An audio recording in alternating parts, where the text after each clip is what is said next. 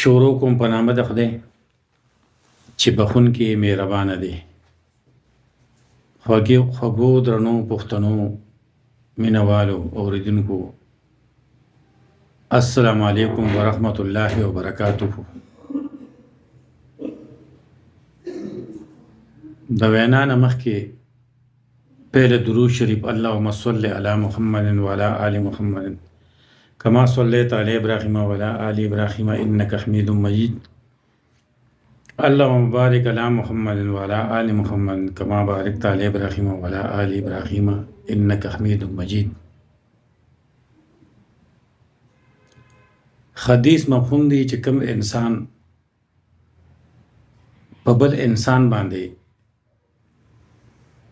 پرده واچي نو الله پاک په هغه بنده باندې پردې واچي. حدیث مفهوم دی چې کوم انسان په یو انسان باندې پرده واچي نو په هغه باندې الله پاک پردې واچي. حدیث مفهوم دی چې یو انسان په بل انسان باندې پرده واچي نو په هغه باندې الله پاک پردې واچي.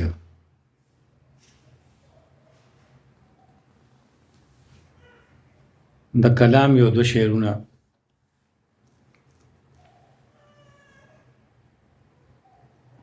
ایلا په خوند او په مزو به پوه شي، ایلا په خوند او په مزو به پوه شي که عبادت چا په پښتو کې زده کړو، لوټې او کاڼي ورېدل پکې ما لیونتوب ستا په کوڅو کې زده کړو. کلام د خدای ورکړه زندګۍ څه خیال پکار دی، د جانان د عجزۍ څه خیال پکار دی. خدای خو خدای دی بې حاجته او صمد دی، د بنده د بندګۍ څه خیال پکار دی. ورکړه راکړه پکې کېږي خدای د پاره، د روژې د میاشت سپوږمۍ څه خیال پکار دی.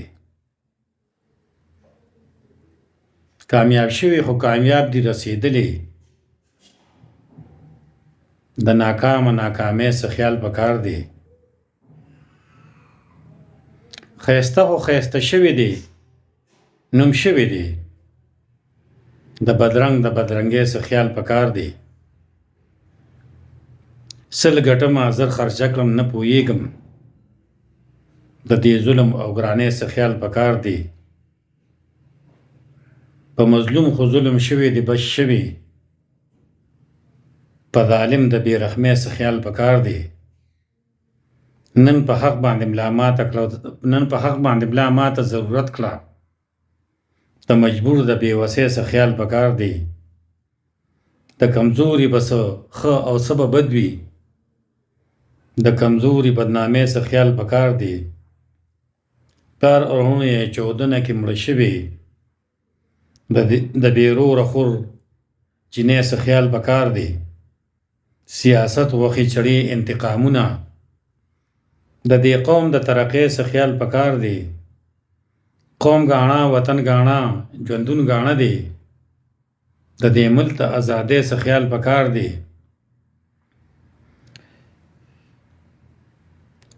عدلیې انتظامی ته مې دا سوال دی، د کورسۍ او مشرۍ څه خیال پکار دی. سوات مردان وزیرستان دې څه ویلې وي، د سواتۍ او باجوړۍ څه خیال پکار دی. خویندې میندې لیونۍ شي پښتونخوا کې، د کابل د کابلۍ څه خیال پکار دی. ډېرې خویندې بې رشتې په کور زړې شوې، د دې خویندو د ځوانۍ څه خیال پکار دی.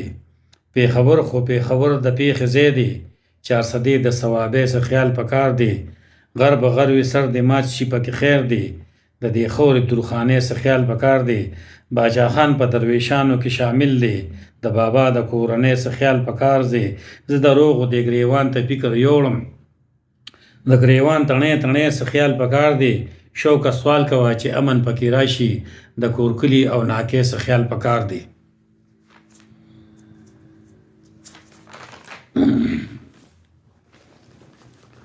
دا یو بل کلام دی. غوټې یې راوړلې خیرمار راغله، ستړې ستومانه وه د ښاره راغله. د ګټې وټې یې څوک نه وو په کور،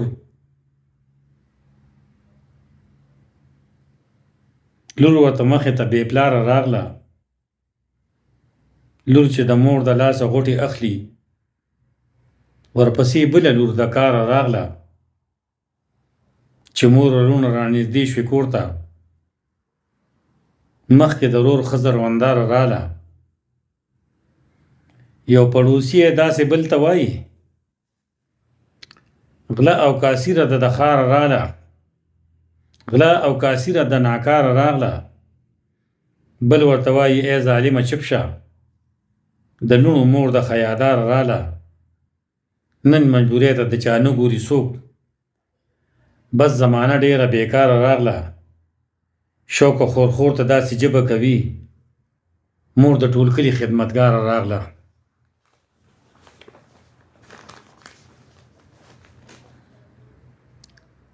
کلام چې په دې ځمکه کې ژوندون پیدا شو، د خپل وجود نه یې بیلتون پیدا شو. چې په کلونه یو تر بله روکو، بیا دوباره پکې تړون پیدا شو. بیا د خسینو سلسله شروع شوه، بیا وخت په وخت پکې مضمون پیدا شو. چې د حلال حرام تمیز یې نه و، په پاکه وینا کې ګډون شروع شو، په پاکه وینا کې ګډون پیدا شو. یو سلسلورو کتابونو باندې د خدای صفت د خدای لټون پیدا شو. زه ستا غلام او ستا خادم به یمه، که ستا اسلام سره سمون پیدا شو. د جانان ښکلې معجزه یادیږي، د خدای قرآن ښکلې قانون پیدا شو. د دې نه غټه خوشحالي به نه وي چې د انسان ضامن خلاصون پیدا شو. شکر الحمد د کابل په جوړه چې امن راغلو او سکون پیدا شو. شوکه د خدای نه چې سوالونه کوي، شوکه د غټې خوشحالۍ زیری دی، شوکه د غټې خوشحالۍ زیری دی. هغه روک شوي چې پښتون پیدا شو.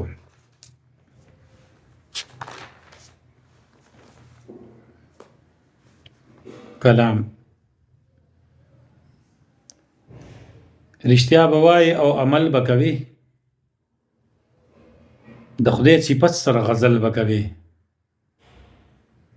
د کور نه وځه په سنت طریقه، هر خوا چې ځې بس په توکل به کوي. ارواح نواله تر قیامته پورې دا لوی سفر دی، بس مزل به کوي. په حق ویلو باندې ملا خوله ماته شي، غلطه غلمه وایه ساتل به کوي. د باچا خان په نظریې باندې د بې اصري پښتون ګټل به کوي. ځان کې به داسې یو غیرت پیدا کړي، د لیونو غوندې شلېدل به کوي. د خپلو وینو او خولو په خوندونه په خپلو لاسو پاک خوړل به کوي. د خوشحال خان او د نیا خان زامنو د غیرت چخه د اجمل به کوي. د خدای قانون د ځان کې زور پیدا کا، د ظالمانو مخ نیول به کوي. شوکه د خدای نه چې سوالونه کوي، سوال د ایمان او د کابل به کوي.